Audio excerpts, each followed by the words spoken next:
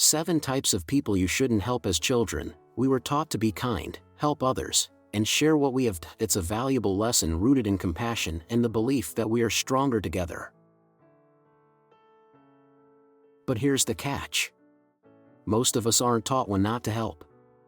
We're rarely warned that misplaced kindness can backfire, leaving us exhausted, frustrated, and even encouraging the very behaviors we want to stop. Think about it. Have you ever gone out of your way to help someone, only to see your efforts unappreciated or taken for granted? Maybe they ignored your advice, wasted your time, or even blamed you when things went wrong.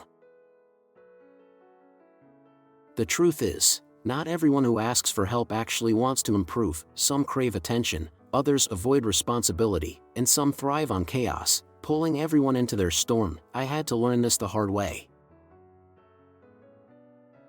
A close friend once came to me, desperately seeking guidance. They were trapped in a cycle of bad decisions and wanted help to change. I gave them everything: advice, time, even financial support. But no matter what, they kept falling back into old habits. It wasn't until I stepped back and reflected that I saw the truth. They didn't want change, they wanted an escape from responsibility. I once read a quote that said, "Not all kindness is wise." That stuck with me because we often see helping others as a virtue, but blind generosity can sometimes do more harm than good. Helping someone who isn't ready or willing to change can become a black hole, draining your energy and leaving you frustrated and bitter. Even worse, it takes away your chance to help those who truly need and appreciate your support. The Stoics understood this well. They taught us to act with intention and wisdom, focusing our efforts where they matter most. Withholding help from someone who won't use it wisely isn't cruel, it's practical and sometimes necessary. After all, true kindness isn't about saying yes to everyone, it's about knowing where your efforts will bring real growth and value. So, while the world often encourages us to help others without question, it's important to ask yourself, is this person truly ready to receive what I'm offering? Are they looking for solutions, or just someone to bear the weight of their excuses? Helping others is noble, but it's also an investment of your time, energy, and heart, and like any investment, it should be made wisely. The following are 7 types of people you should think twice about helping.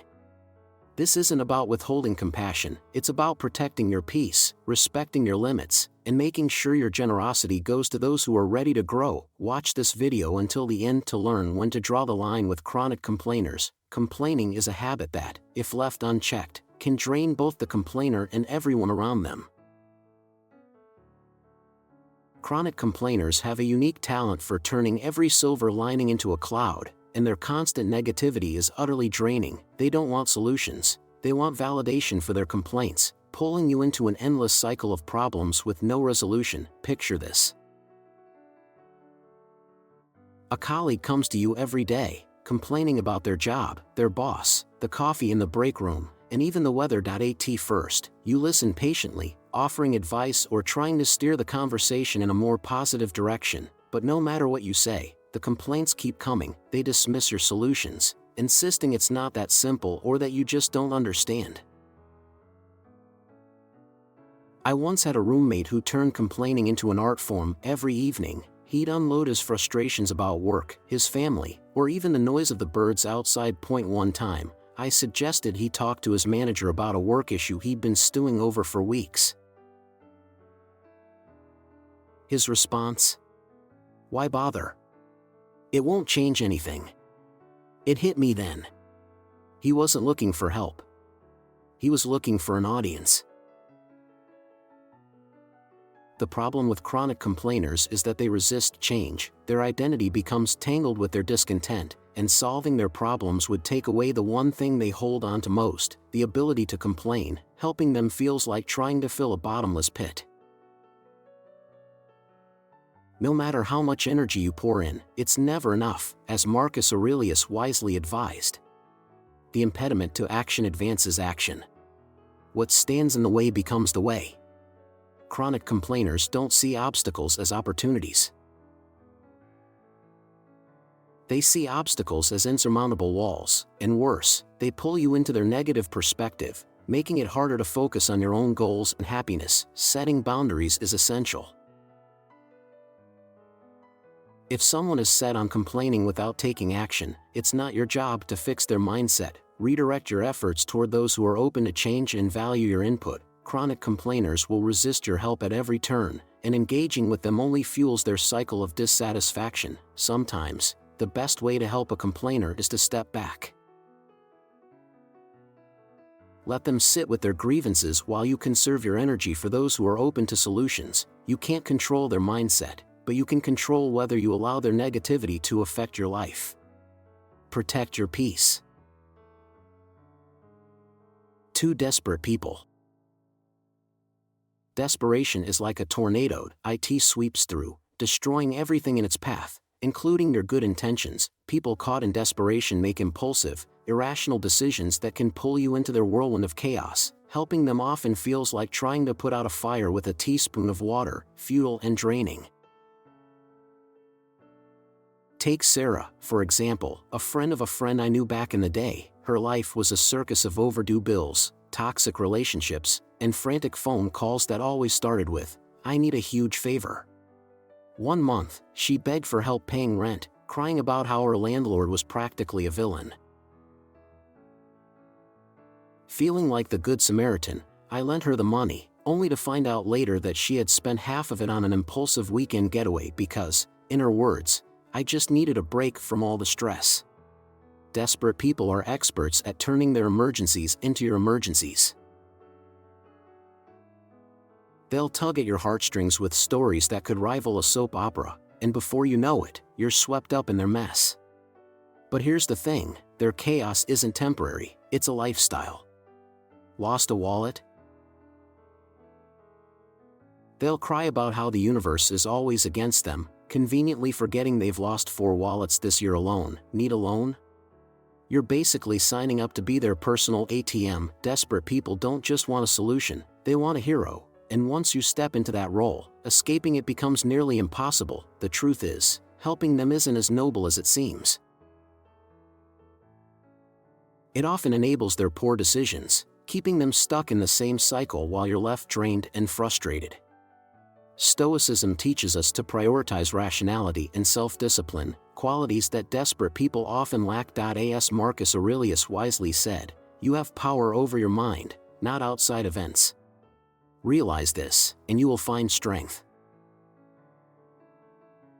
Instead of feeding into their panic, guide them toward long-term solutions, offer advice, not handouts, support their growth, not their chaos, and most importantly, protect your own peace. Desperation might be contagious, but clarity is your best defense. 3. The narcissist. They are magnetic, charming, the kind of people who light up a room and make you feel like the most important person in the world. First, helping a narcissist can feel exhilarating. Their gratitude comes with flair, and their ability to make you feel seen is intoxicating. But soon, the cracks begin to show, and you realize you weren't helping a person, you were feeding an insatiable void. Have you ever known someone who made everything about themselves? A friend, perhaps, who sought your advice, your time, your energy, only to twist the focus back onto their needs, their struggles, their triumphs? You might bend over backward to support them, but when you need help, they vanish, leaving you wondering why you even bothered. I once worked closely with a charismatic colleague who seemed to value my input on a high-stakes project. He called me a lifesaver, praised my insights, and thanked me for my dedication. I stayed late, pouring my expertise into his success, but when it was time to present our work, he hogged the spotlight, passing my contributions off as his own. My stomach dropped as I realized the truth. I had been nothing more than a stepping stone on his path to recognition. Narcissists are like mirrors that only reflect themselves. They don't see you as a person, they see you as a means to an end. Your kindness becomes a currency they use to fuel their endless quest for validation, leaving you emotionally bankrupt. The more you give, the more they take, and the less you have left for yourself. Helping someone who thrives on manipulation isn't just draining, it's dangerous. Narcissists will twist your generosity into a tool for their own gain, leaving you tangled in a web of self-doubt and frustration. They don't want to grow, they want to control. And in the end, you're not helping them, you're enabling them. Stoicism offers a critical lens here. Focus on your own virtue, not the praise or acknowledgement of others, as Epictetus wisely said. What is within my control? Only myself. You can't fix a narcissist, nor should you try. They thrive on people who let them take too much, and they crumble when met with firm, unyielding boundaries. So how do you deal with them? Stop playing their game. Draw a line they cannot cross. Let them see that your kindness isn't a blank check for their ego, but a deliberate choice for those who truly deserve it. And when they inevitably turn to someone else for supply, remember this: you've protected your peace, your energy, and your worth. That's a victory no narcissist can steal. For victim-minded people. You know the type. Every setback in their life is someone else's fault. Lost their job? It's because their boss just didn't like them. Not the missed deadlines or 3-hour lunch breaks. Missed a train. Clearly the universe is conspiring against them. It has nothing to do with leaving the house 5 minutes late. Every storm cloud carefully curated by the universe to rain specifically on them. Victim-minded people don't just encounter problems, they collect them like trophies, proudly displaying their grievances for all to see. And here's the kicker: they want you to applaud their suffering while solving their problems for them. Imagine this: you encounter a coworker who sighs dramatically at every meeting. Concerned, you ask what's wrong, and they launch into a monologue about how the boss has it out for them, the coffee machine is conspiring to ruin their mornings, and the universe itself just doesn't get them. You suggest solutions, talk to the boss, try a new coffee shop, but they dismiss every idea with you. Or the relative who insists their financial woes are the fault of greedy landlords while conveniently forgetting the months of unpaid rent spent on lavish dinners. It's almost impressive how effortlessly they sidestep any responsibility, turning every inconvenience into a personal vendetta orchestrated by fate. It's exhausting, isn't it? Victim-minded people are masterful at manipulating empathy. They know how to tug on your heartstrings with their tales of woe. At first you feel for them. Their struggles seem so real, so unfair. But then you notice the pattern. No matter how much you help, they remain exactly where they started, sometimes even further back. Why?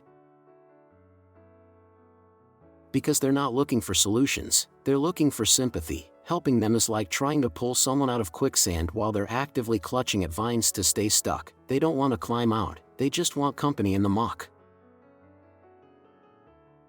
And if you dare step back to save yourself, they'll guilt trip you faster than you can say, "I'm out of here." Stoicism teaches us to value personal accountability. As Epictetus wisely observed, we suffer not from the events in our lives, but from our judgment about them. Victim-minded people cling to their judgments like a life raft, unwilling to see that their perspective is what's sinking them.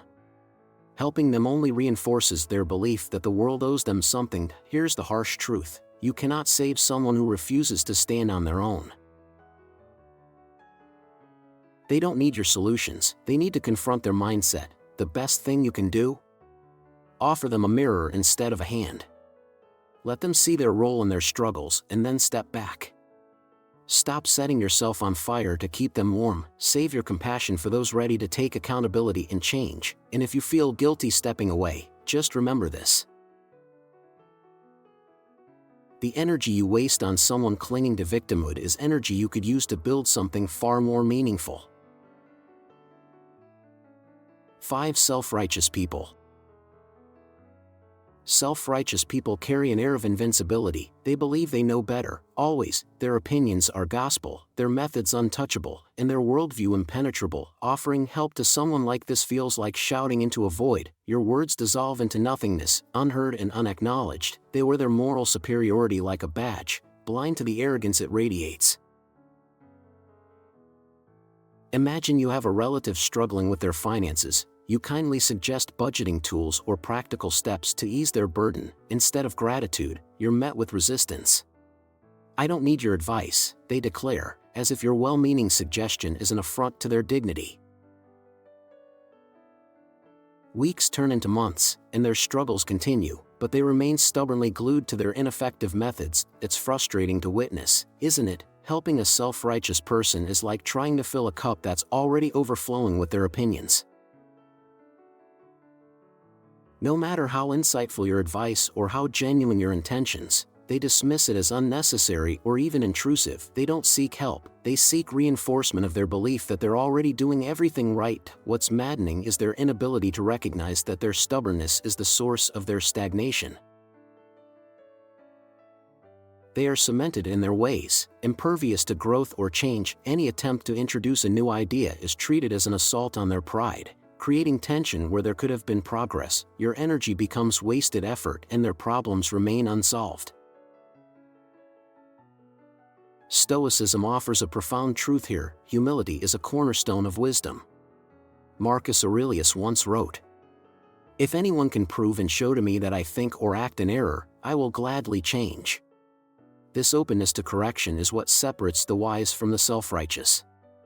The latter reject wisdom not because it's unhelpful, but because accepting it would mean admitting they were wrong. So what should you do? Step back, preserve your peace. Save your efforts for those who are willing to listen and learn. A self-righteous person's resistance is not your failure, it's their choice. Let life be their teacher, for it is far more persistent than any advice you could offer, and while they cling to their flawed certainty, you'll have the freedom to invest your energy where it truly matters, in people who are ready to grow. 6 Doubtful people. Doubtful people live in the shadow of their own insecurities. They question everything: your motives, your advice, even their own ability to succeed. Their self-doubt acts as a barrier, preventing them from fully accepting your help or applying it in meaningful ways. Have you ever tried encouraging someone who constantly second-guesses themselves? You tell them they're capable, that they have the skills to succeed, but they respond with endless what-ifs. What if I fail? What if this doesn't work? Their doubt is a weight dragging down both of you. Years ago, I worked with someone who wanted to start her own business. She had the talent, the resources, and even a clear plan, but every time I offered guidance, she hesitated. "I'm not sure it'll work," she'd say. No matter how much I reassured her or how many solutions I provided, her fear of failure kept her stuck.